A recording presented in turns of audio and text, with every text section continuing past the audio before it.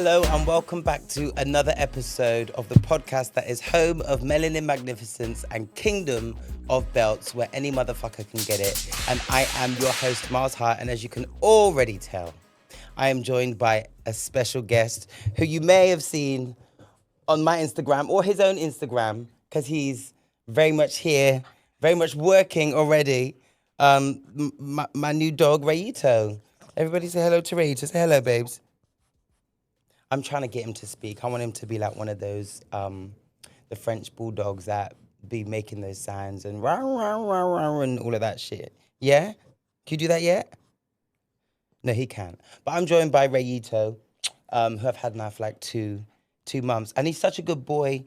This is his like second set that he's been on. He's already been in 2 West End theatres. Okay, yeah, you eat them treats. Yeah, he's already been in 2 West End theatres. And yeah, he's changed my life. And I'm very glad to have him. But right, let's get into the show. He's had his intro.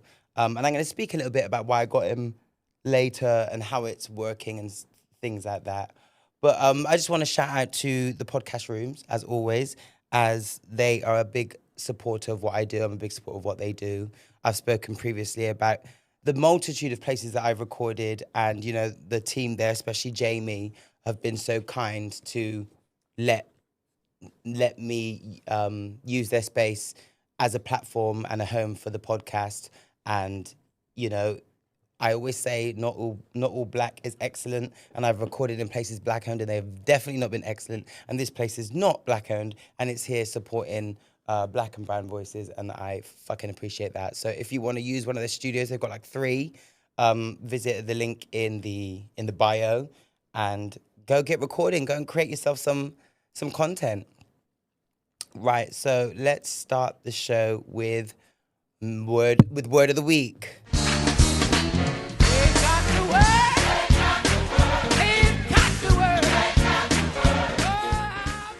Right, so my word of the week, right, Rita, I'm gonna need you to just, okay, good boy. My word of the week this week is trust your gut, you don't need proof. And I'm saying that because for the longest time, I've like always like known that I've felt things were a certain way, or I believed things were happening, or I felt a certain energy, but like I was always the kind of person that needed proof. And I've been thinking about that and spoke about it in therapy. And I feel like I need proof, not for myself, but for other people.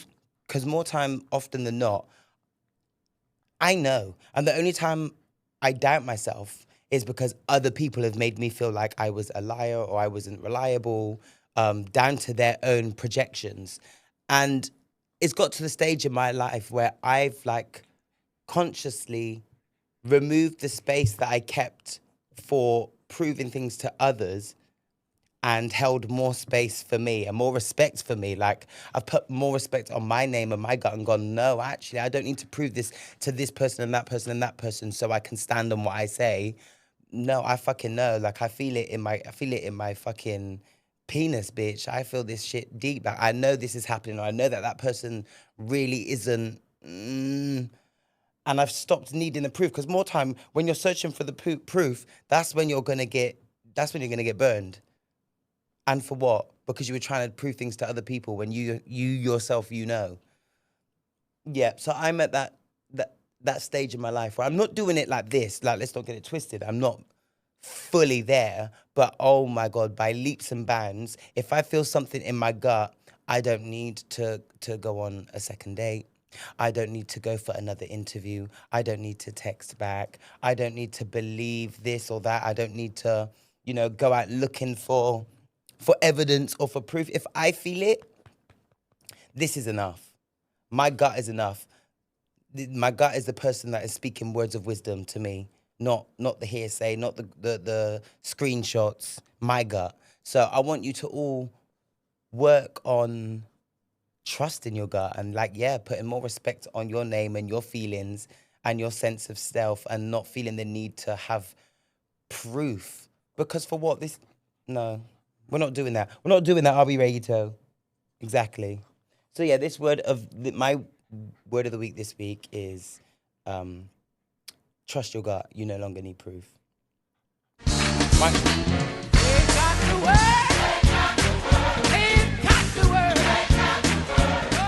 So normally I would be like, how was your week? But like, let's keep it real. I haven't been here for a minute. I think the last episode, the last episode I recorded was in June, just before Pride. I was sat here with Alize. We got to speaking about the transgender and the transracial things, and you guys went up in arms. The majority of people were against it. I was being called transphobic. Uh, People were taking the piss out of my light skinness and my black card and da da da da da, and how naive and how silly, and the two are not comparable. When they were only listening to little clips that I posted online with the intention to have you thinking and wondering, because I'm not going to post the whole motherfucking episode as an advert. Like, look up the definition of advertising and the intention behind it. So I'm glad that you hoes was talking nonetheless. And shout out to all the bitches that actually went and listened to the full episode and had open minds, because the gag is they are such relatable, there are such parallels between the two in terms of feeling one way on the inside and not being presenting that way on the other. And what I wanted to hone in on when we had this conversation was the parallels, specifically the parallels between the hatred that comes towards both of those trans groups, be it the transracial and the transgender. And the hatred sounds exactly the same. It's paralleled, like, unbelievably so. Like, the parallels were, oh, you've never had that lived experience. You don't know anything about being black. You don't know anything about being a woman. You don't know anything about being a man. Oh, but you are not naturally a woman. You're not naturally this. All the hate that they were getting is exactly the same. Exactly the same. So yeah, shout out to the people that were holding space to have that conversation and were intelligent and open-minded enough to see and not ignore the parallels, because they were there. And I think it's such an interesting conversation to have, and I'm prepared to learn more. I want to learn more because I'm so intrigued by the two of them. Like, I'm mixed race. I feel black. I don't feel, am I white? Am I black? I don't feel like that. I'm a cis het man that sucks dick. I don't feel the need, just because I wear a crop top, I don't feel the need to change my gender. So I am neither transgendered nor transracial. I'm very fine with exactly who I am, but just because of that doesn't mean I can be open-minded to the other things, right? Exactly. But yeah, that was the last time I was here, and since then, so much has happened. Obviously, I've got this motherfucker right here. Mwah. I've got him. I've had him for like 2 months now. He was my big sister's offspring from her dogs. Let me just put you on the floor and let Daddy speak now, yeah? Say bye for a minute. So yeah, I've had him for like 2 months. I've had him ESA registered. I'm now beginning to wonder whether this was a good idea. Rayito, sit and stay. Good. And then we'll give you some treats, because he's currently sponsored by Barker and Barker Treats. Use code Rayito25 if you've got a little furry friend at home and you want some treats that you can give heaps and bounds to your dog, because they're only 0.3 calories per treat. Good boy. Yeah. What else? Yeah, so I hosted Pride in London. I want to shout out to the whole team there, especially Nathan Devonte, for booking me and trusting me with my reckless mouth. But you know what? They hired me because they know what it is. They know what it gives. They know what it brings, and the crowd loved it. And there was such a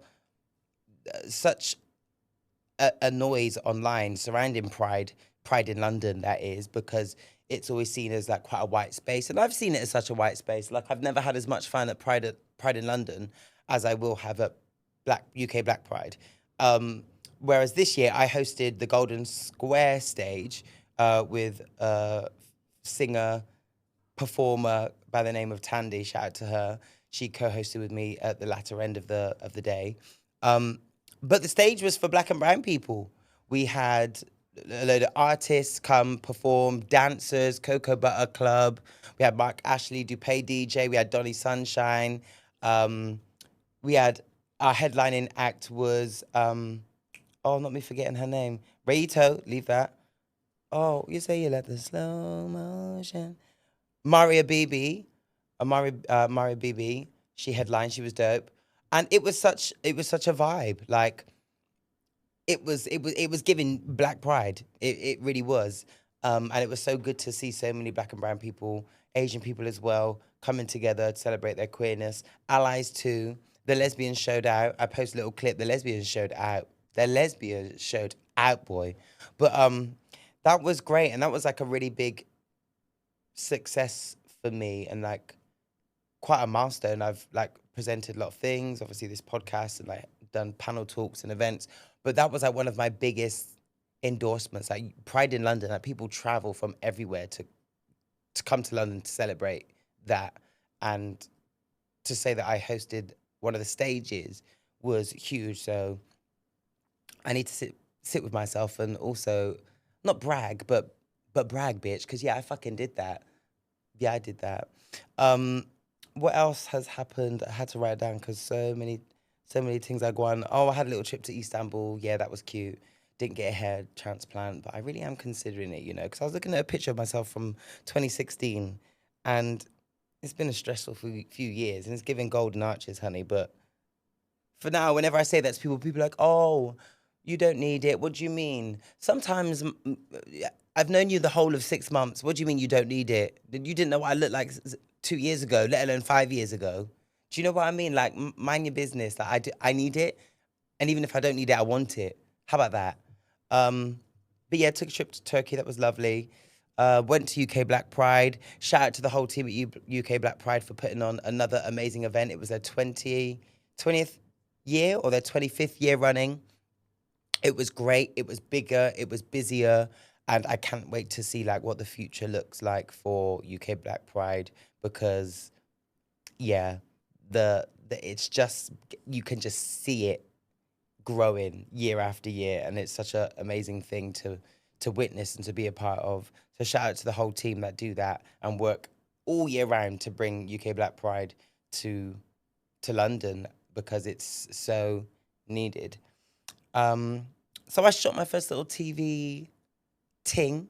Shout out to Sasha Latoya, who is the CEO of Ladies Out Loud, I think it is. Oh, she's gonna cuss me for saying this wrong.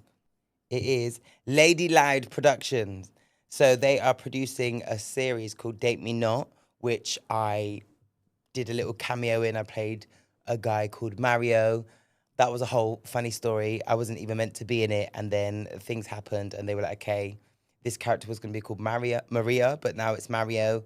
These are your lines. 1, 2, 3, go." I was on set. Obviously, I took Ray with me because my little nigga comes with me everywhere, and it was so good. Like, I've done extra work, I've done like adverts and stuff, but this was something new for me. So it was really, really fun, really exciting. And again, it was so, the stars just aligned for it to happen. So guys, get to following Lady Lab Productions. I'll put a link to that here. You would have seen on my Instagram, I've already shared like some clips from the show. Yeah, stream it. It's about two girls, one straight girl, black girl, light skinned. I think her name is Maya. And she's dating in London, and it's crazy and it's wild, and there's sex cults, there is a lot of shenanigans going on. And then there's another black girl who's a lesbian who's also dating, and I think it's just as crazy her end. But what brings the two of those women together is that they're flatmates, and you see their journey, dating, the crazy shit. You see them come back home and talk about it, and you see the parallels and the differences, and in the dating scene, LGBTQ wise, LGBTQDL wise, because let's not forget the DLs, and in the straight world. And I think it's what Britain needs. One of the things that the creators of it were honing in on, because I also did a little bit of press for them afterwards, was that they wanted to bring something that was lighthearted, because everything is so serious or so like gritty and dark, which it is right now. Not just the news and what's happening in this fucked up world, but like a lot of the series that you watch, a lot of it is dark, and sometimes we just want to laugh, you know? You just want to laugh. And that's what you will do with this. You'll gag and be shocked, but it's a great series, and I'm so glad that I got to be a part of it. So yeah, when that is out, watch it, stream it, do what you need to do, run it up, date me not, and your boy's in it, so big purr. Rayito and I also did a little shoot earlier this week. Can't wait to post those pictures. So I'm just trying to get him working, man. Like, we live in a day and age where anything is possible, and this dog has already made me £1,000. So like, I'm trying to get more work, man, because I can't take on any more jobs. Jesus Christ. Rayito. All I know is that there's loads of wires behind me. Oh, look, he sat there so good. Oh, good boy. He sat there so good. I need to just trust in my parenting skills. Oh, trauma. But yes, we had a little shoot. I can't wait to share those with you guys. Some of them I just want like cutesy Instagram, whatnot, but also my agency and his agency needed a portfolio update. And yeah, I can't wait to share those with you. Got some new headshots. I'm not allowed to say that yet. So yeah, got some new headshots. What else have I done? Oh my God, I've been auditioning. I've been doing little things and little auditions. And the other day, I had to sing with my chest and in a serious way, Genuine Pony. Now, to those of you that have either followed me on Instagram or know me, like I stay whining, I stay joking around and, you know, doing the most, being extra. But like, it's a completely different situation when you have to do the silly shit for real. I had to let the audition panel know that this is the most nervous I've ever been for an audition in my entire career. Because I've done this. I've got experience in dancing to this song and singing it, but not in a serious way. After like 3, 4 Casamigo shots or just playing dumb with my friends, but not like, hello, my name is Miles, I'm here to sing, you know, Pony, Genuine, let's go. Bitch, your boy was on the floor pulling up his top for these Oyimbo people. I was doing the most. And what was worse is they were sat on these chairs in front of a table behind a mirror. So not only could I see their faces, I could see my face looking back at me, doing this for real in lifetime. And it was a very weird experience. There was something, however, I've got to keep it 100. There was something really quite liberating about it. There were moments where I was like, I understand why maybe this is a good performance because it's something that is in me. It's something I'm capable of. But just the fact that I was doing it for real was just a bit like, this is cringe. And the people that I would normally do it with didn't look like them. No shade. But like, it was definitely a very nuanced situation, and I felt a multitude of things. But that was very interesting. But other than that, yeah, I've just been... Oh, I went to Carnival. I'm going to speak about Carnival and Miles Measures because, yeah, it was a very different situation for me this year. Normally, I'll go to Carnival and I will spend the whole day there, probably go the second day. I'll get drunk, and, like, my legs will be hurting, and I'll be outside the whole day. This time, I only went for 2 hours. I'd been out the night before with my cousin, accidentally lost my Beyonce hat, which I had to reorder, which was annoying. But found myself at Carnival, went to Rampage. It was cute. We had a good time. I didn't order no food because what the fuck do you think you're doing, charging £26 for jerk chicken from stand in small box? £26. So no, that you're not seeing my money. Once again, support black business, yes, but the right ones. That's theft. £26 for jerk chicken and rice and peas, and then you want to charge me extra for a small portion of coleslaw. Forget it. That was not happening at Carnival. So we took ourselves to, what is that Jamaican restaurant called in Camden?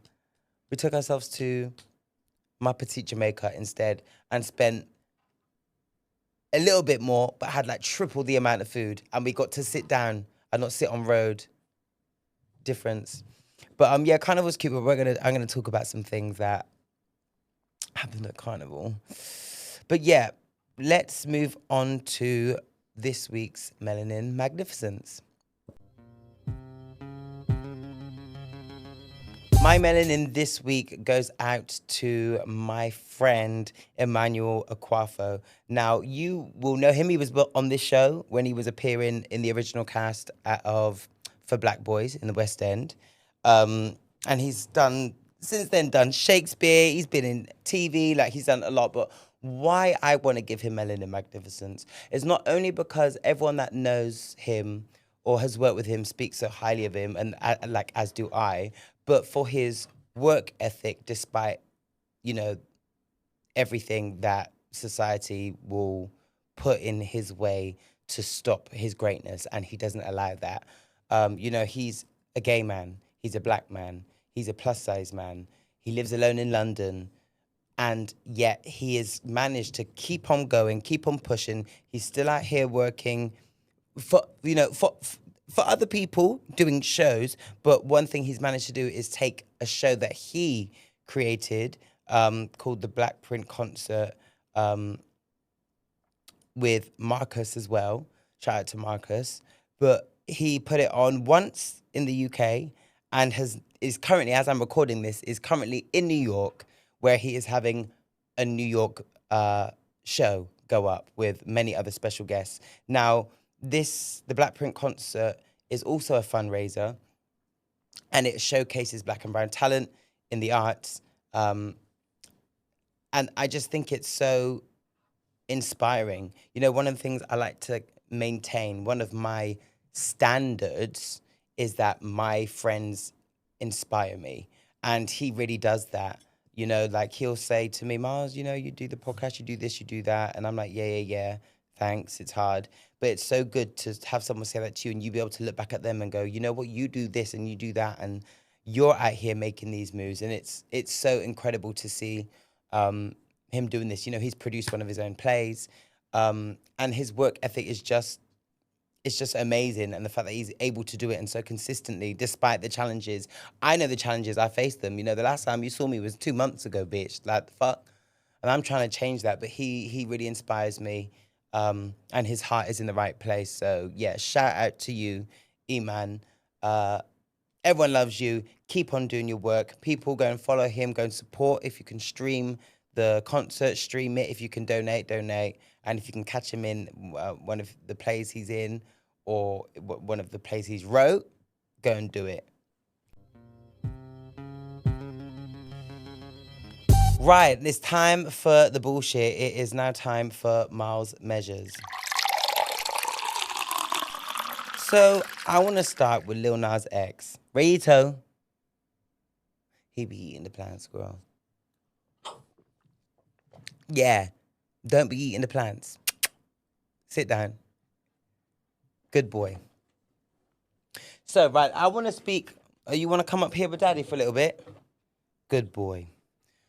So I want to speak about Lil Nas X. So Lil Nas X has caught 4 felonies for, I think it was public indecency. He was walking around LA at 4 a.m. and assaulting police officers. But yeah, 4 felonies. And there was a lot of speculation around the internet at the time that it was because of use of drugs. Some people were saying crystal meth. Some people were saying it was just alcohol. There was reason to believe that there was substance abuse involved in this. But literally on my way into the studio, according to reports, and I didn't really have time to see where these reports were coming from, but it's widely spoken about that tests have shown that there was no substance involved and it was actually a psychotic break. Now, the people have been very hateful towards him. He's always received quite a lot of hate, being, a dark-skinned black gay man in a white space, the music industry, especially because of his previous stuff with like using Jesus and religious symbols in his music. He's not had it good from many people. And when this went out, there was just, again, an onslaught of hate. And I think we need to think about the bigger picture and really hold grace and understanding for, white supremacy, racism, homophobia, and really go break it down to the basics, that this is a dark-skinned black gay man in a predominantly white heteronormative space. And he's also hugely famous. So there's a lot of pressure on him. He's signed, so he's having to go, adhere to certain contracts. So I don't want to say our guy's a puppet, because I don't think that he is, but he definitely has to answer to a lot of people, um, as it stands at the moment in his career. And I can imagine that many of them are, friends or fellow people from the communities that he's a part of, be it the LGBTQDL slash the black community. So I think that we really need to give Lil Nas X some grace. His father had come out and said, keep him in your prayers, etc., etc. And he did release a little statement saying that he's going to be okay, he's going to be okay. But even us as degular people that aren't in the public eye, that aren't on, on the blogs all the time, don't have this much pressure on us. Us as like black and brown queer people, we feel that pressure just in our small jobs, in our small lives. It can get a lot. I speak to friends all the time and they're like, yeah, it's hard, it's hard. Imagine that times 1,000. Yeah, at least you've got a close circle of friends. When you're that famous, we all know that it's hard to find friends, hard to have people to trust in. So imagine being a dark-skinned gay man with not a lot of people to trust that is in this situation. Everyone's always going to want something from you, be it friends, family, strangers. Like I can't fathom that, which is why I've always said I don't want to be famous. I can just about handle this shit that I'm dealing with, let alone all eyes on me. Mm-mm. So I definitely feel like we need to have grace for Lil Nas X, not be so fast to judge, not be so quick to like throw hate, because what's that doing, bro? What's that doing? It's just helping the systems that be keep more people down. Like it's not the way forward, it's not the way up, and is not the one or the two. So yeah, I think we need to just be careful with how we treat our black men in media, especially our queer black people, because the rate of suicide for black men is through the roof in comparison to any other person. And so we need to remember what those reasons are, because he's a walking example of all of them at an intense and amplified rate. So yeah, my thoughts go out to Lil Nas X. I hope he's okay and, doing the things. Speaking of LGBTQ, Snoop Dogg. Now, I know he didn't come out, but he recently went onto a radio station and said that he was scared to go to the movies because of LGBTQ representation.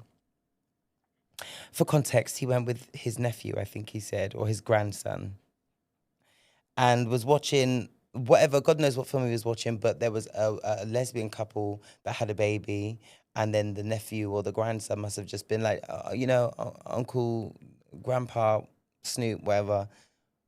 Why have those? Oh, so now you want to talk. So now you want to talk. So the granddad, why have these two women got a baby? And he started to do, I don't know. And he said, like, now I'm scared to go there. I think I'm not shocked at this at all. He doesn't strike me as the kind of man that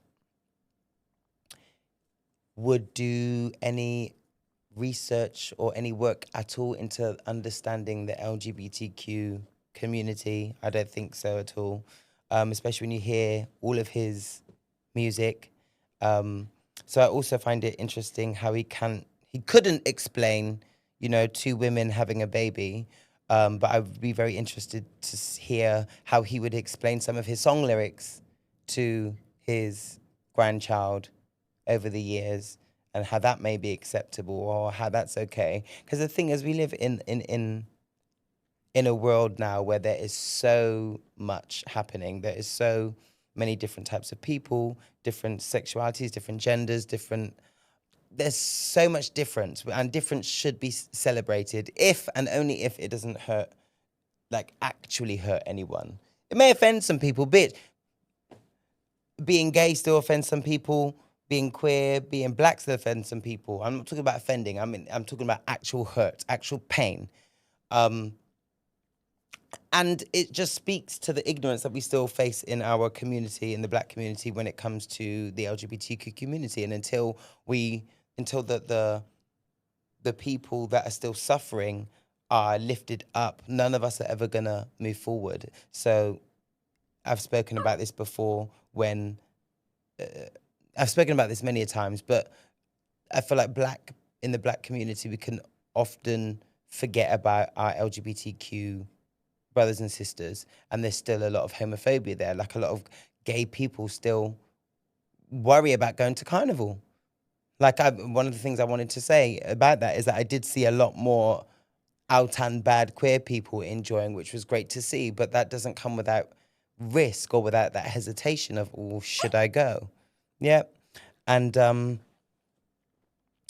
until there's a bigger movement across the whole of the Black community, where we are teaching our elders to learn more, to accept more, we're always going to be holding ourselves back as a unit, and we're just going to be empowering the system of white supremacy, essentially. So yes, I just think that Mr. Snoop Dogg needs to speak to a few people. I think it's ridiculous how he couldn't have even said, oh my gosh, that's an adopted baby, or, that's their baby, they can have it. Like, why he was so shocked, or not shocked, sorry, why he was so unable to have a response to this child who probably would have just been like, oh, okay. Or maybe been like, oh, really? Can you do that? And then you just go, yes, because the gag is, that you can do that, Snoop Dogg, in this day and age. You've been around. Queen Latifah is a lesbian. I think she might even have a child as well. I'm not too sure. But you've been around on this planet Earth long enough to know that same-sex couples have been having kids. And there was surely a way that you could have explained that to your nephew, but you didn't, and that ultimately comes down to ignorance and most probably homophobia. So we have a lot of work to do, and that work starts at home. When they say charity starts at home, the work starts at home, and it does involve speaking to family members, and that involves elders and telling them what it is. Because hell, we're all still learning. The world is always going to change. The world is always going to grow. We're all still learning, and we're all going to grow. And we just need to be communicating these things. Fuck that whole respect. I dated a guy once who was like, oh yeah, I'd not bring in a man around my dad because that's disrespectful. Bitch, what the fuck? What the fuck? So you're going to disrespect your own self and your own life to please and cater towards your father's homophobia, to make sure that's all intact, but you are not intact. Your relationship probably isn't going to be intact because you're now, exactly. It's wild, isn't it, babes? Absolutely wild. Now your relationship is taking punches because you're acting out of shame, essentially, to please your father. Mad thing. No, that needs to stop. And it's going to be hard, but nothing worth fighting for came easy. Do you get it? So yeah, that. He has since said that he wants to be taught, but it's like, bro, you've got Instagram, you've got, like, it's all right there. But yeah, someone go and chat to Snoop Dogg, innit? I also want to speak about Bonnie Blue. Right.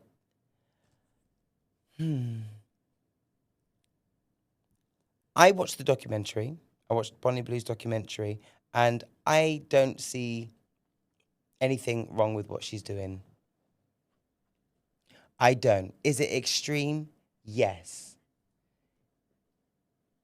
It's very fucking extreme. But ultimately, like, mind your business. Mind your business. If, once again, if it's not affecting you, if it's not harming you, shut the fuck and live your own life. No one's being harmed. People may be offended.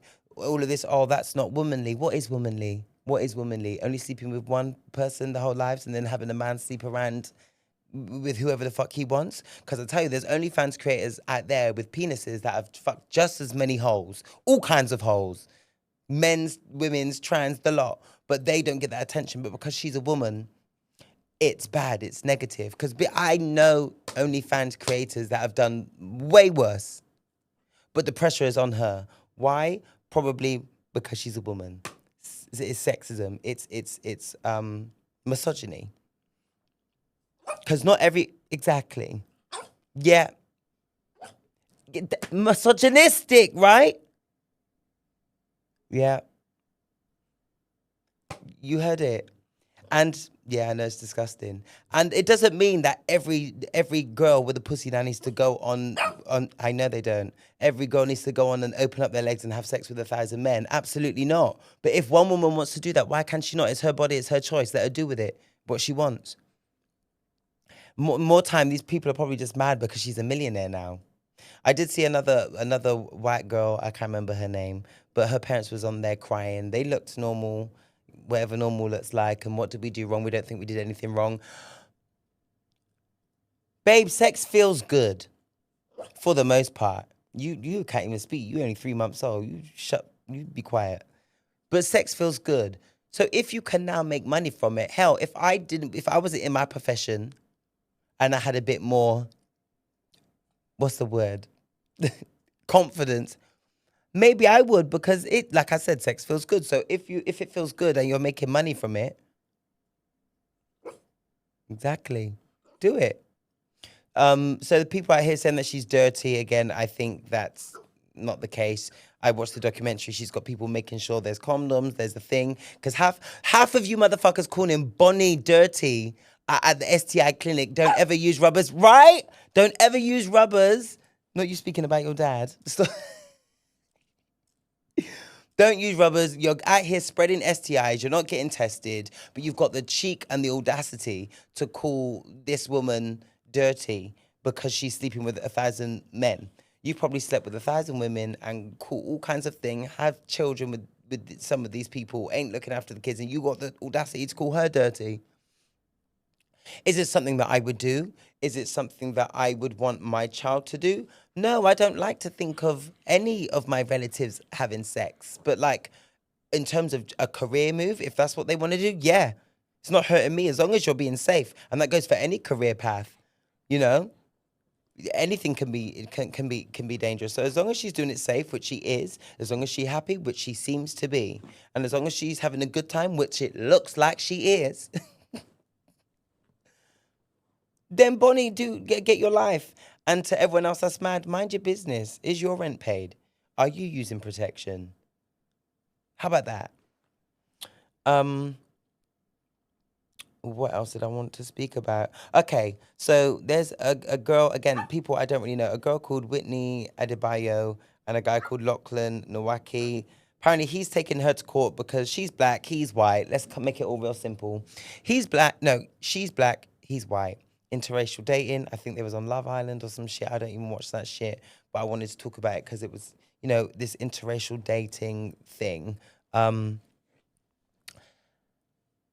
She apparently, after the relationship, came out and said that he was making racial slurs in the relationship. This has now backlashed on him in a major way, and he's claiming it's costing him a lot of money and it's damaging. So he's taking her to court, and she's doubling down on what she's saying. Now, one, I don't have experience in that per se. I've dated someone white once. Otherwise, everyone that I've ever really had a connection to or was my ex have been mixed or black. That's across the board. So I don't know too much about the interracial relationship, despite being a product of that. But one thing I did want to speak on is how you move post relationship, because that is something I've got experience with, and I think it is very telling of someone's character when you do that kind of thing, depending on what is happened or not happened in the relationship. I think there's definitely a way to go about it. There's It's complicated. It's complicated. I don't think any of these Love Island shows bring people together in a genuine way. It's all manufactured. It's all fake. So I never really expect any of them to last. But in terms of this interracial dating, it's going to be hard because unless you're willing to, see color and understand it and understand the struggles, understand the benefits of both sides and be willing to do that work every day, it's not going to work. It's not going to work because they're two different things. They're two different experiences which can work and flourish and grow together beautifully and create something amazing. But unless you're willing to do the work, which goes for everything, it's not going to work. So I don't have no advice per se as to in terms of, dating in interracial relationships other than get ready to do the fucking work. And I'm not, no shade right now where I'm at in my life. I'm not even trying to be dating like that, but like I don't have the time to teach. Maybe later on in my life I have time to teach and I might end up with a white person be able to explain the things. But I'm tired though. I'm tired. And I feel like that's a lot of people go into these relationships expecting for it to not have an impact or have some kind of play, but race will always, no matter what, it's always going to show up in a relationship, in a workplace, in sex. It's gonna show up. And I feel like a lot of these people walk into it thinking it's not, and then tutus, you're now on the front cover of the Shade Borough saying that racial slurs are being used, and now you're in big court.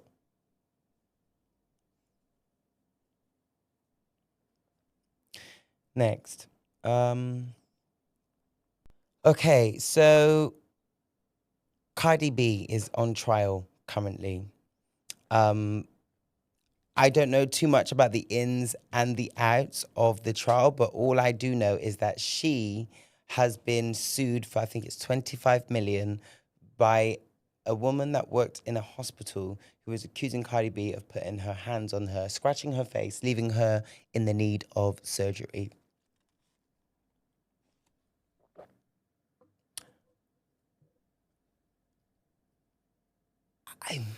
Do I think Cardi did it? I think she's more than capable. She's saying that she didn't because at the time she was pregnant. She's been very vocal about that. My girl is cussing on the stand. She's swearing. She's making faces. The trial is very entertaining. I don't know whether she did it or not. She's saying she didn't, so I'm going to believe her. I do think that this lady is just extorting her because if she was a regular pregnant woman, you wouldn't be going to court for 25 million. She's definitely trying to get money.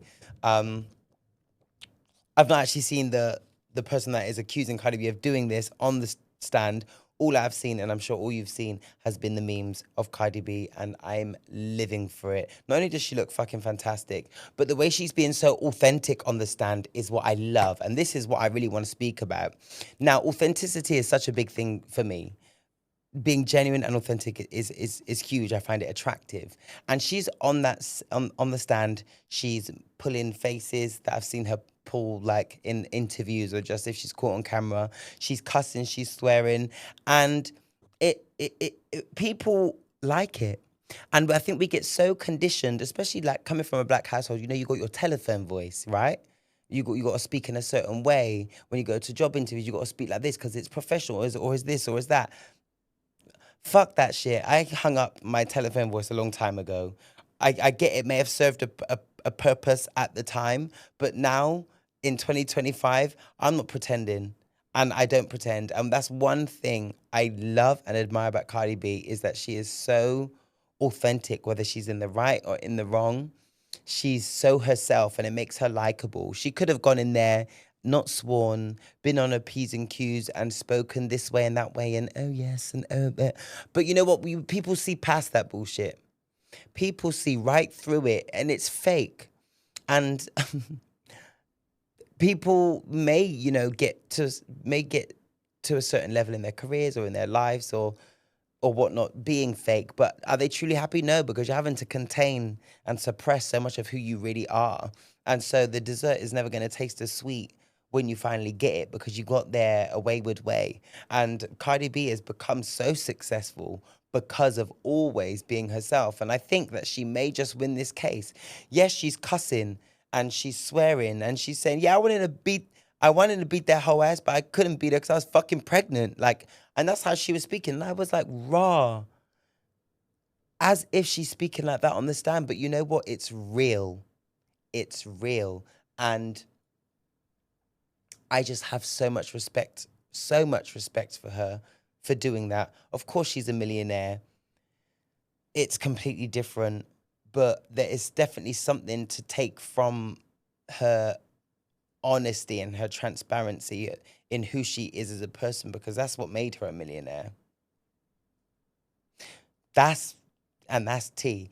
Being authentically herself, talking about having the gap in her tooth, wanting to get it fixed, not hiding any surgery she's had, like being so real. Sometimes some people would say too real online, going off cussing and whatnot, but she has always been herself, and I live for it. And I think that is one thing from, if there's anything other than the looks, the wigs, and the memes that we can take from this Cardi B trial, is the fact that being genuine and being authentic is always going to be a big win. Always going to be a big look, and is going to get you through, because imagine losing whilst pretending. You'll have a regret. When you're doing things authentically, you might wanted to have done things differently, but that you'll never have the regret of not being true to who you were. And as long as you're being true to who you were, no matter what you do in life, it's going to be meant. Whereas if you're not being true to who you are and you're trying to serve other people, trying to please this gaze, that gaze, or, you know, trying to adhere to certain stereotypes of what you think is socially acceptable, while you're trying to please all these other people, is kind of going back to the word of the week, where, like, you know, trust in your gut. Like, if that is who you are and that is your path, that path is always going to be easier, even when it's hard, than a different path that isn't yours.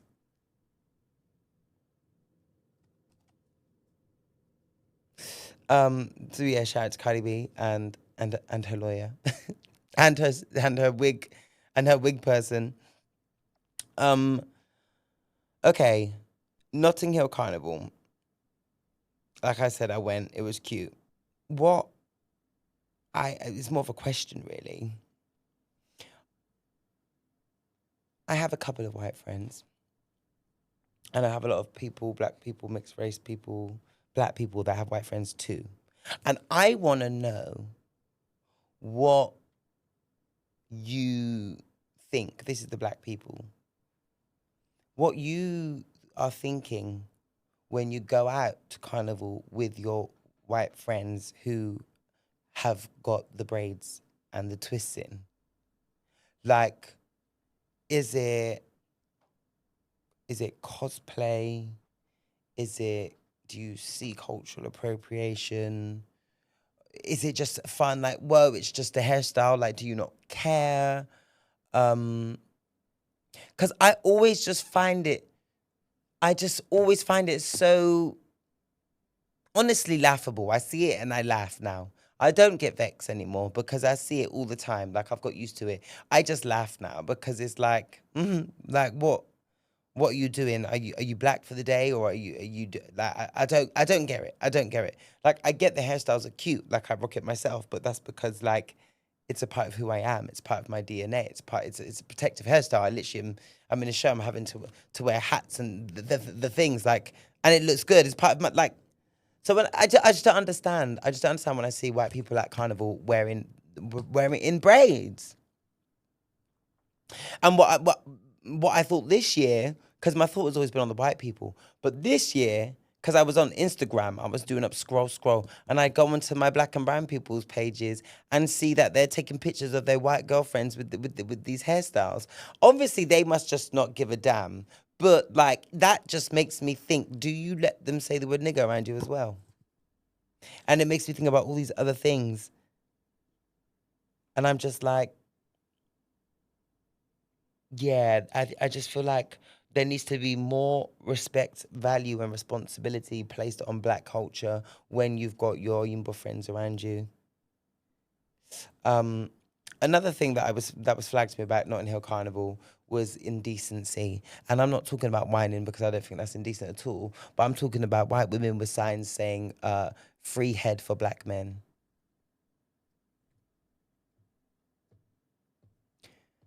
Once again, very nuanced. I'm a place in my life where I can see. I used to be such a black and white person, but I see I actually see the grey. There's shit it's very black and white for me but with certain things I can see the grey. Now, like, I heard that there was this person, a white lady with the sign saying "Free Head for Black Men," and on Family Day. Now, free head for black men,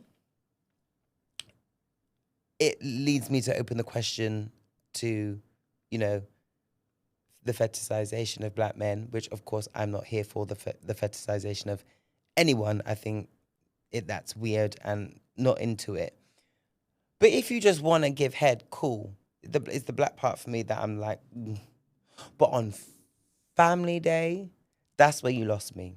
And I've not seen a picture. I've tried to find it and I couldn't find it. But like, is this girl out here wearing braids too?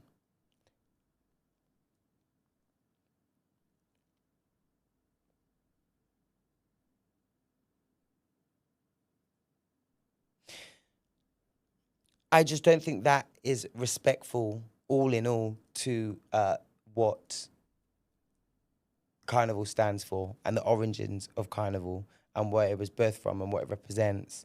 Now, oh, don't shoot me for this. Now, of course, if you want to celebrate black people, there's a way of doing it. And I guess to some, giving head is it. But I just don't think that that was required. I don't think it was tasteful. And I just don't think it was the place or the day for that. Now, I'm not going to give you the belt because I've got some other people I want to give the belt to, but I definitely wanted to speak about that and speak about how we need to start remembering with many different events, we need to, especially as the community that has birthed this event, we need to start placing more value and remembering the real reasons of it. Of course, we all want to have like a nice time, turn up and party and whatnot, but we need to place value on it because once that value goes, it just becomes nothing, and then it gets taken over by capitalists, and then it just becomes nothingness. And the meaning and the reason behind Carnival is still imperative to this day, and it's still much needed to this day. And the more we just think about the turn up and the wines and the whatnot,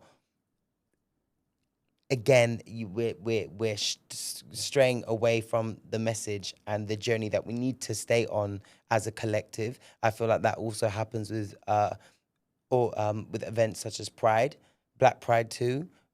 We just focus on the turn up and the party, and it becomes really, what am I gonna wear? Who am I gonna see? And who am I gonna fuck? When there's so much more to that, and I feel like the reason why I've become less and less, not likely to enjoy myself, but the reason why I feel like I don't necessarily need to be there for as long, or yeah, maybe I might not enjoy myself as much, is because that over the years I've become more and more aware of the importance and the significance and the reasons of these events, which is why now more so often than not I'm working them more now as opposed to just enjoying them. Yeah, I didn't work Carnival and I didn't work Black Pride, UK Black Pride this year, but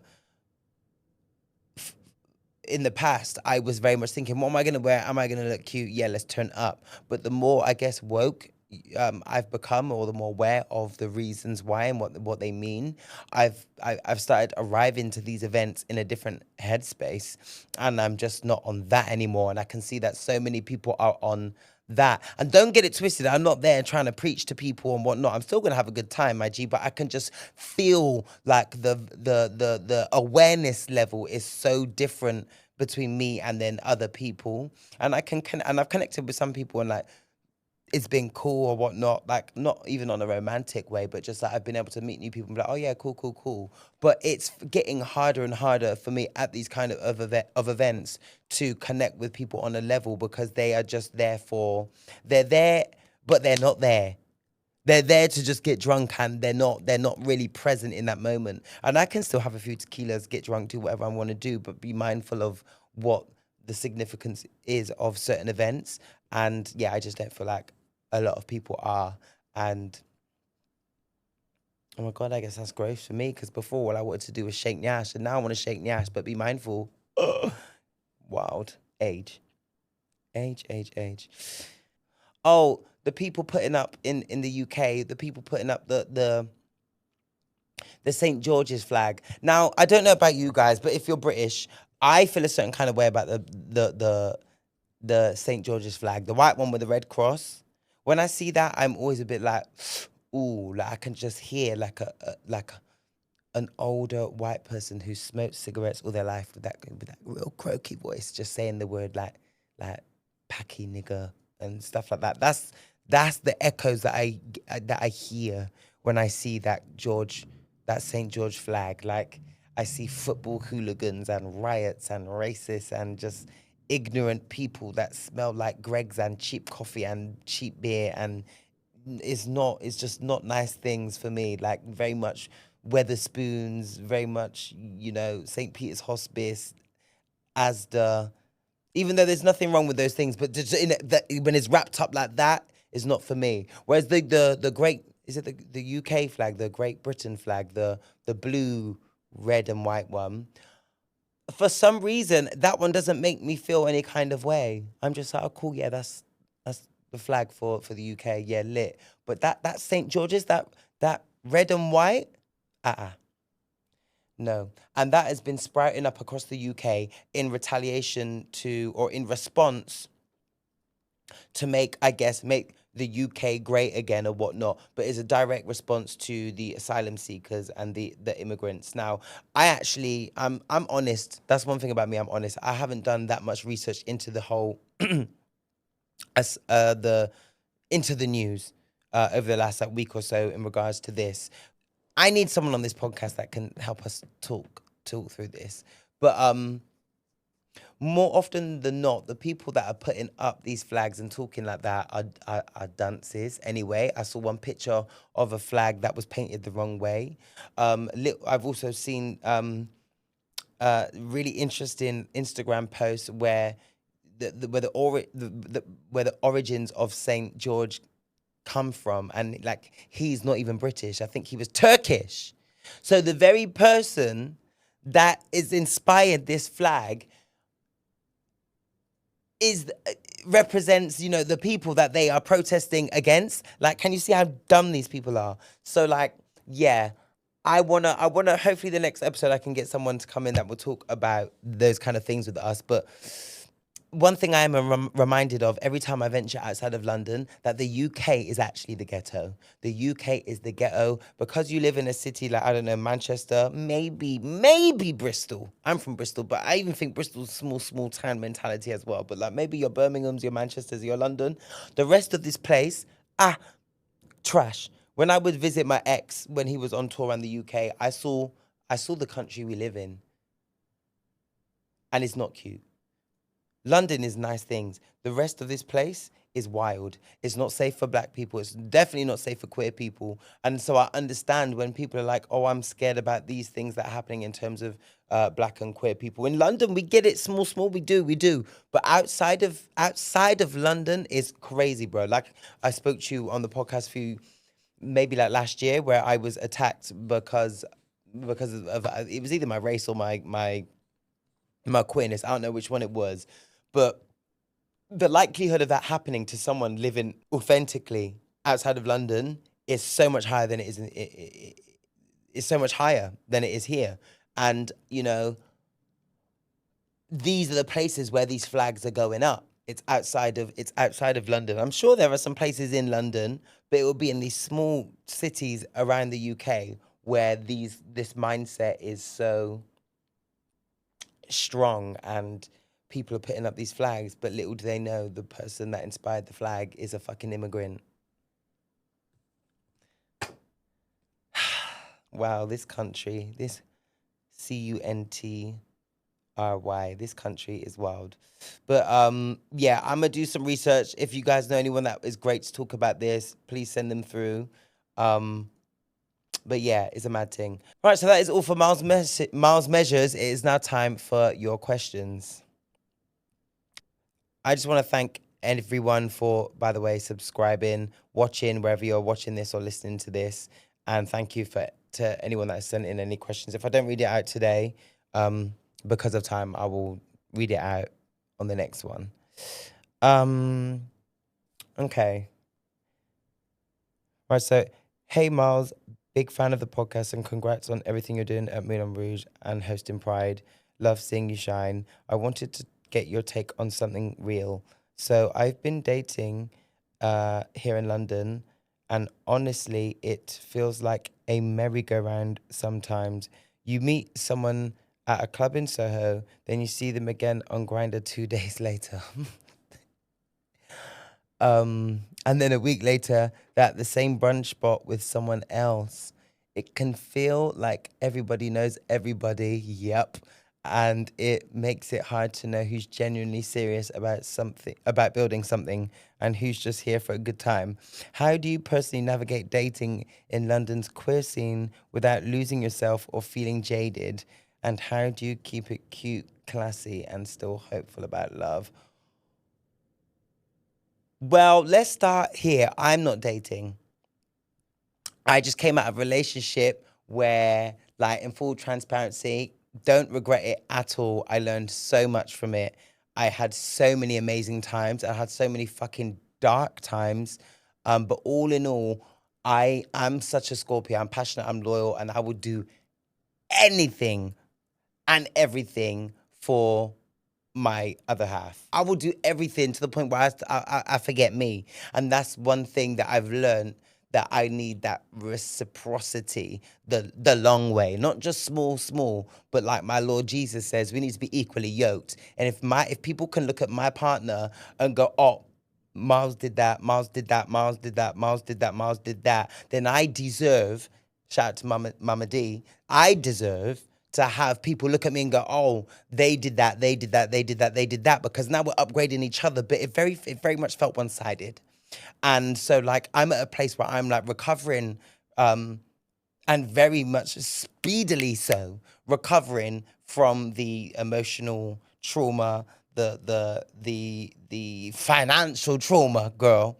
And just recovering and letting all the lessons that I've learned sink in. So when it comes to dating, I'm not okay, so I'm dating, but I'm not dating. I'm dating with intent, and my intention is to have a good time. So in your letter, you said, it feels like you meet someone, blah, blah, blah, blah. Yeah, it makes it hard to know who's genuinely serious. Again, one thing about me is I show up unapologetically myself. That makes some people nervous. People say I'm intense. I am a Scorpio. People say it's a bit much. But you know what? That's because so many people are used to people pleasing, coming on with a facade, coming on with a mask. Everyone sends their representative to the first, second, maybe even third date. Hell, some of you motherfuckers are a representative for the first 3 months of your relationship, and then you take off the mask. Me, I show up fully myself on day one, and a lot of people are like, oh my God, what? This is a lot. You're intense. Why? Because I'm a real fucking human being. And I'll tell you from the jump, like I'm telling motherfuckers now, I'm not looking for a partner. I'm looking right now for a good time. I'm focused on me, my money, my little nigga here, my little Rayito, my son, and a good time.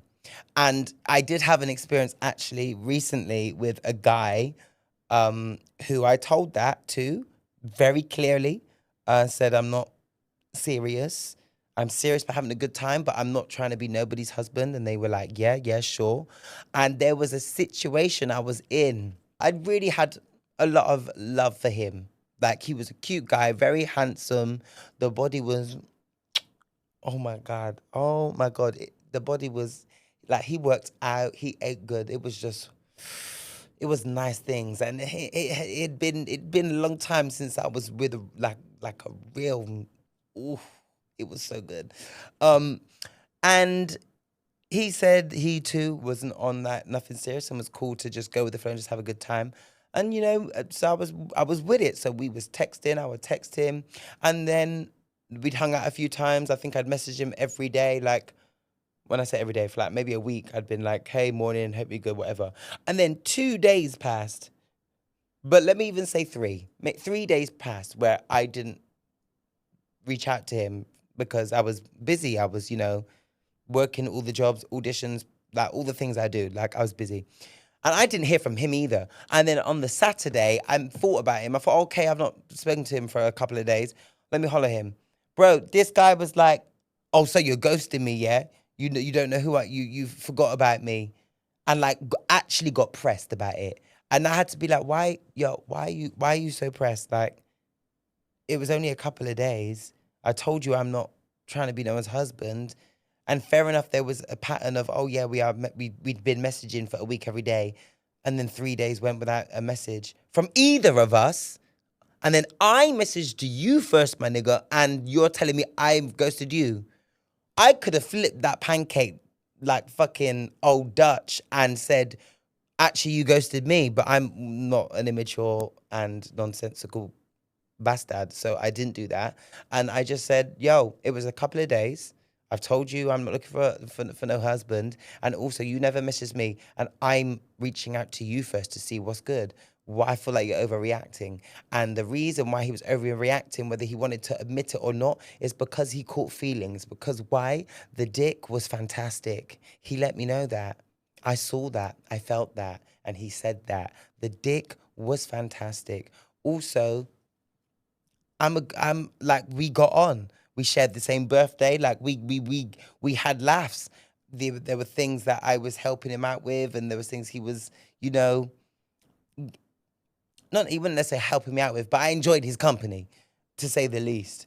And I know he caught feelings, and that's fine. That's also to be expected. But you got to keep it real with yourself. And when I said that I'm okay to engage in spending time here and there and it not be a feeling sting. I know that I run the risk. I know I run the risk of catching feelings, but I'm also very aware of what I actually want in my life. And right now I know myself enough to know that I don't want that. So the likelihood of the feelings potentially creeping in is still there, but it's not as much as someone that doesn't really know it, or worse yet, lying to themselves and know that they want a relationship, or maybe their tune changed and they didn't want a relationship.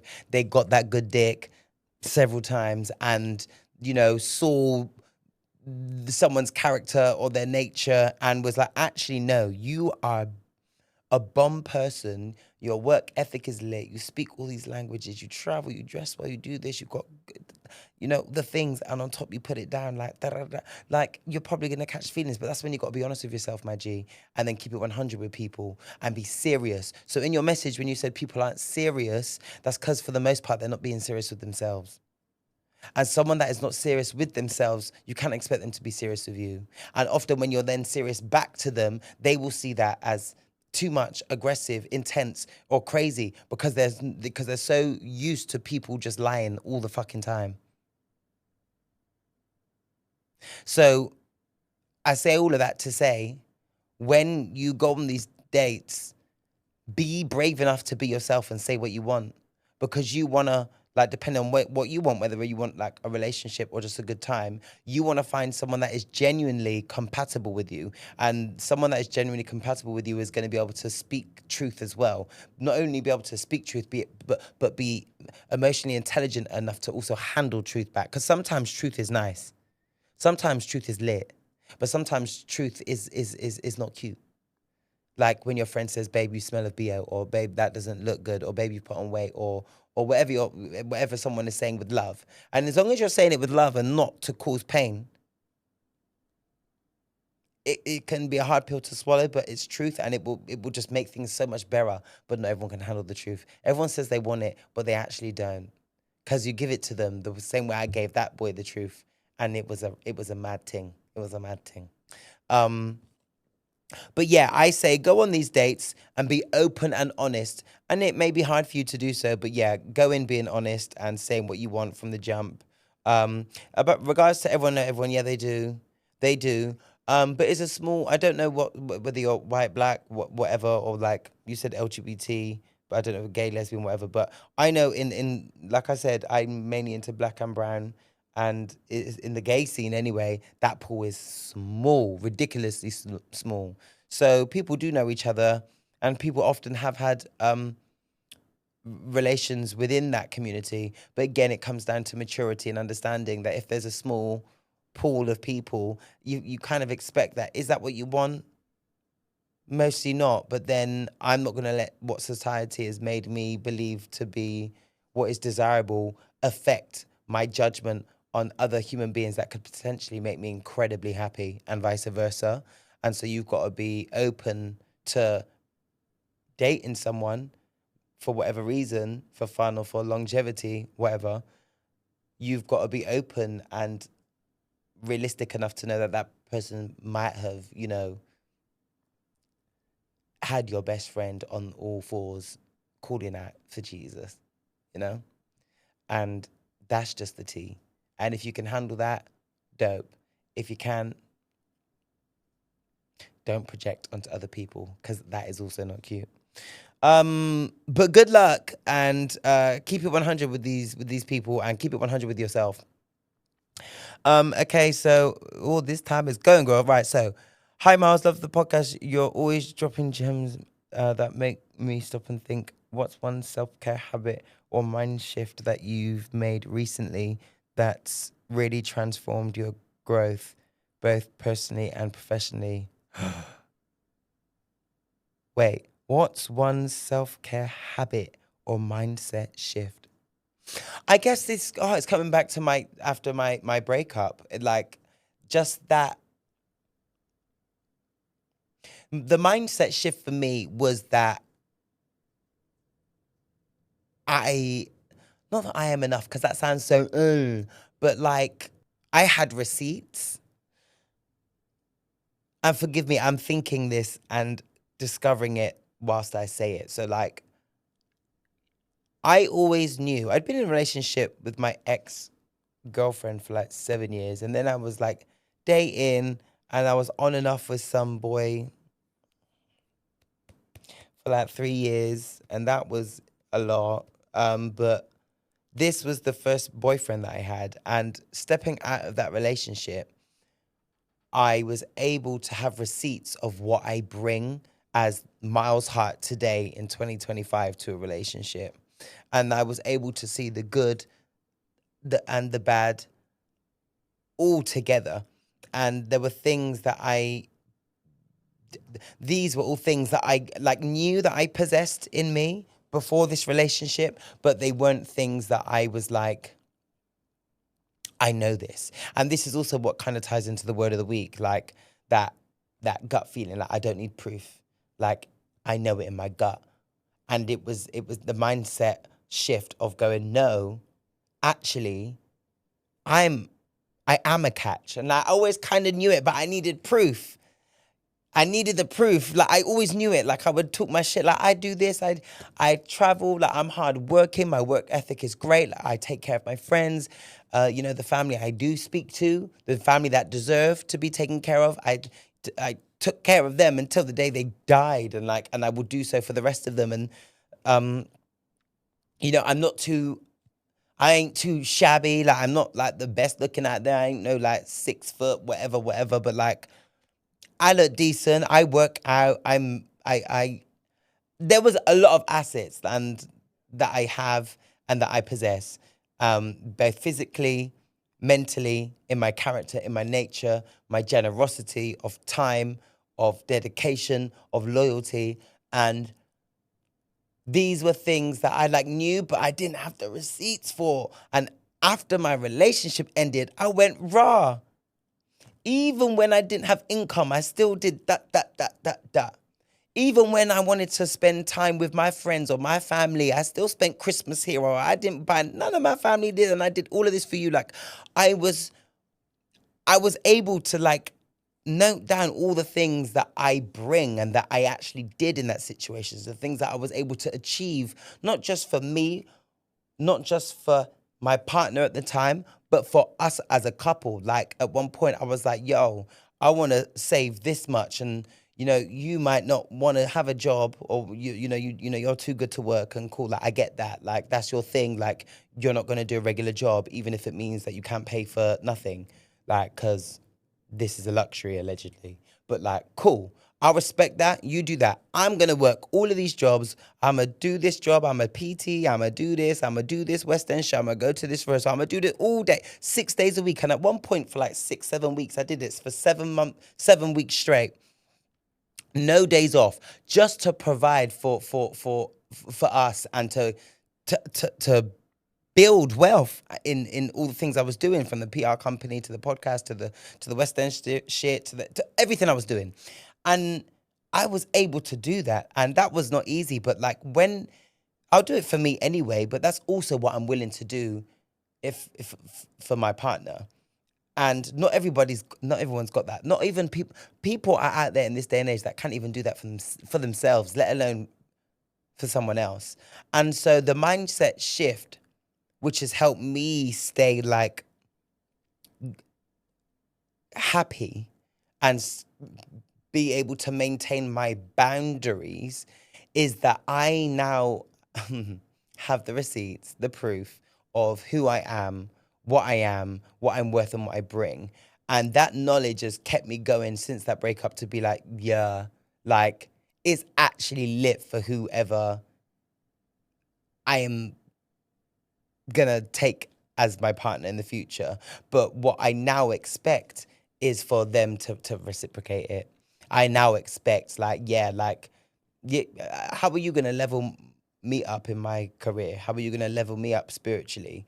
How are you gonna level me up in terms of like just day-to-day life? How are you gonna help me be happier? How are you gonna help me love myself more? How are you gonna help me accept my past more? How are you gonna help me love myself more? How are you gonna help me do all of these things? And unless all of that is there, then I just ain't I don't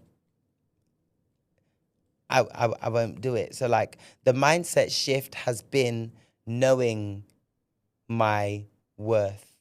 And unfortunately, I did have to go out to get all those receipts, like I said, in the relationship. But I don't have to do that anymore, because these were things, like I said, that I knew before, but I needed the receipts. And do you know what? I didn't at the time. I guess I did, but I'm at a point now where I'm like, no, I don't need the receipts. But other than that, a more superficial thing is just staying on top of my skincare. And then since having this dog, since having Rayito, he's grinded me so much more, because one of the things, this is kind of going off on a tangent, but whatever. One of the things that I definitely miss the most from my relationship is the companionship. It is not the sex. Um, it's definitely not the sex, because of the lack of it towards the end. No shade, but like, it's the companionship, is the being able to like take care of someone, is the physical sense of companionship. Because I speak to my friends all the time, but my friends and my family, they're all booked busy or in another city, and so I'd be seeing them on my FaceTime all the time. But it's so different having someone there. And one of the things since getting my dog, who is an emotional support animal, I got him registered. I paid for that. Got my therapist to write a letter, because she also agreed it would help. And he really has. Just having the responsibility of this little one right here has helped ground me. It's kept me off of apps. I haven't downloaded any dating apps, because I knew from the jump I didn't want to date seriously. So I only ever did have Grindr, but like, I've hardly been on it, because I'm not out there looking for like a false connection, because I've got it with him. And it's honestly such a positive impact on my mental health. Even down to just little things, like when I see him shit, like, it sounds so stupid, but like, when I take him out for a shit and he actually does it, I'm like, yes. Like, and I feel like I've accomplished something, and he gets all excited. It sounds so corny, and y'all are gonna be so sick of me talking and seeing this dog, but it is what it is. But yeah, daily practices with this little one, of taking him out, having a moment to walk 5 minutes in the morning, those things are also amazing, as well as my skincare and knowing that I'm the shit. Yeah. I'll do one more question, and then it's time to forget the belt. Sorry if I haven't done it. What do we want? Okay. Hi, Miles. Okay, so I know you're never shy on the mic. I mean, okay, no fairs, I'm not. So I had to ask this one. What do you think is one of the biggest misconceptions people have about gay sex? And what do you wish more people understood about intimacy in our community? Oh, misconception. I'm presuming you're gay. Let me not say your name, but that's a manly name. So, right, I'm presuming you mean gay sex. Misconception is that, I don't know. I think everyone maybe thinks that you can just fuck anyone and you can't. There's like, I feel like people know there's tops and bottoms. Do you know what I mean? I feel like that's a thing, but maybe it's not. But one of the misconceptions I had, right, and I'll tell you this because I came, not even came out, but I like discovered that I was able to like and then love the same sex a lot later on in life. And one of the misconceptions I had was that you could just have sex and everyone would just have sex and that's like a normal thing. But there's a lot of gay couples don't have penetrative like cheeks and groins clapping up. They don't do that a lot. And I was gagged at that because I'd been in with women all the time prior to that. And so that was a shock to me because I'm used to penetrative sex. So when I was, speaking to other queer guys or gay guys and speaking to them about their relationships, they'd be like, "Oh no, we don't always have sex. Sometimes it's just like a hand job and done." And I'm like, at the time, I was like, "That's crazy." I still think it's a little bit crazy because I need some cheeks. I need some dick. I need some cheek. I need the something. But that's one of the misconceptions because that's one of the misconceptions I had that they just have sex, but not all the time. One of my best friends is a side, and I spoke about sides a few episodes back with Phil Samba. I didn't know what side was, but a side is a sexual preference that they don't enjoy penetrative sex. They like oral transactions, gestural transactions, and everything except for dick and ass, basically. So I think one of the biggest misconceptions about intimacy is that, but to go a bit further than that, intimacy in the gay community can also just be one of the first things. Like I remember my first experience with my very very first experience with a guy was a guy called a dancer that I met at the box, and I remember going on this bike ride with him in East London in the summer, and just being like really boisterous with him. And it wasn't something I had done for so long, like since I was living in Spain, because I'd come to the UK at 15. I was studying professional dance, musical theatre. I was around a lot of girls, and the majority of the guys were like white and gay, or like white and straight.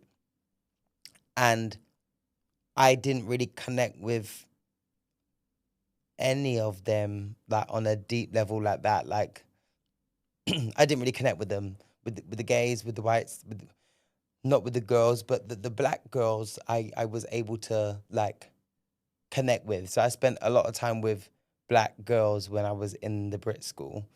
And same in Erdang, again, heavily white gay, heavily female, and not a lot of black girls there in my year. But there was like two or three in my class, and I used to hang around with them a lot. And then Abby, who's white, again, mainly girl focused. So when I then left college and I was in like, the big wide world, and there was this mixed race gay guy, when I was exploring with him, I was able to like do these boisterous things I used to do with my mates, like my male friends back in Spain and growing up in Bristol, and my brother. Like I was able to have that again. And obviously, I did fancy him, and he obviously fancied me. It was my first time, so it was all very new. But like being able to be in a space with just him and I, with that romantic underlying theme, just spending time being boys was like whatever boys are, was just nice. And that to me was very intimate. Like just to have those moments of play, fighting, and just Yes, intimacy isn't always titties and dick and things. Intimacy sometimes is just being with someone. Or I remember even with my ex-boyfriend, there was a time I got home from a long day of work and I was just led on the bed and he was like just led on top of me and I was like, this feels great. Like this is amazing. We weren't even speaking, but I was just led there and he was led on me and I loved that. And that's intimacy. That is special as well because it's moments where you're just being you. And that could be on a bike, that could be catching joke, play fighting, where you're just being you without any facades or pretending. Or sometimes it could just be laying there in silence, not feeling the need to talk because it will be awkward or because, you know, whatever social setting you're in, you need to entertain, but just being able to be you. And sometimes being you is just being sat still or led still. And that is gorgeous intimacy, which is what this one does with me all the time. But yeah, that is it for questions. There's a few more, but I'll have to do those next week. But that is it for questions. Question. Right, so it's now time for Get the Belt.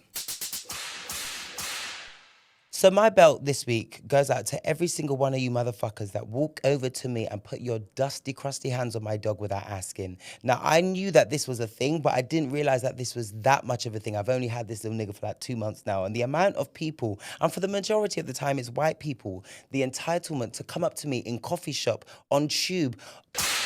I was on the tube home after Moulin Rouge the other day after a show, and I carry him in he's got a nice little carrier, a nice little LV carrier, which I got for him because my little motherfucker deserves. But it's got like a hole in the top. This man, this Caucasian man was sat opposite me, giving him the eyes. I thought, yeah, you can look at my dog. Obviously, I'm not going to be like, don't look at him. I'm not a fucking prick. Do you know what I mean? Like, Jesus. But he's there looking at him the whole time. I'm on my phone scrolling, figuring out whatever the fuck I'm trying to figure out. It must be this man's stop. He gets up and reaches his long hand into my bag to stroke. Didn't even ask anything, but put his hand into the bag. I wish my dog had teeth so it could really just you. Come here, baby. Yeah. But he put his long hand into the bag to just stroke him. And I had to like dash his hand away and just be like, mate, you don't just put your hand into someone's bag like that. Like, you don't. He's like, oh, sorry. I said, no. Just ask, innit? Like, it's okay, but just ask. And then he got off the train and had the audacity to then put his middle finger up at me. Like, I put my hand in his belongings. Crazy. I also had white women come up and just, when he's been like on a lead and I've been waiting in coffee shop, just from nowhere, just bend down and stroke and touch. And I'm like, bro, if you were here with, this is my family. This is my family. This is my son. What if you were here with one of your ugly little babies and I just put my hands, God knows where they've been. We're in central fucking London. We're all touching tubes. We're touching everything. I don't know when the last time you anti-backed your hands. Half of you don't even wash your legs on a regular basis. And you want to put your hand on my 2-month-old puppy that has just finished his injections. Omar, please no, because you don't see me putting my hand on anyone's dog. You don't see me putting my hand on anyone's kid without asking permission. That's crazy. That's crazy. And I've become a really irate parent now because I just think that's mad. Like, how are you touching someone's things? And this isn't even just a thing. This is a living dog. But people putting hands in bags, hands on his face, and I'm just like, whoa, where the fuck have you been? And why do you not see me? Do you not see me here? There's not a wild fucking dog. Like, I'm the owner. And I think I'm going to get a hoodie printed for the winter that says, don't touch my fucking dog without asking, because people actually need reminding. And I also think it would be quite a commercial hit. But yeah, my belt goes out to the entitled motherfuckers out there that are out here with their dirty fingernails and their black hands, like from dirt and ash, touching my dog without permission. I think that's rank.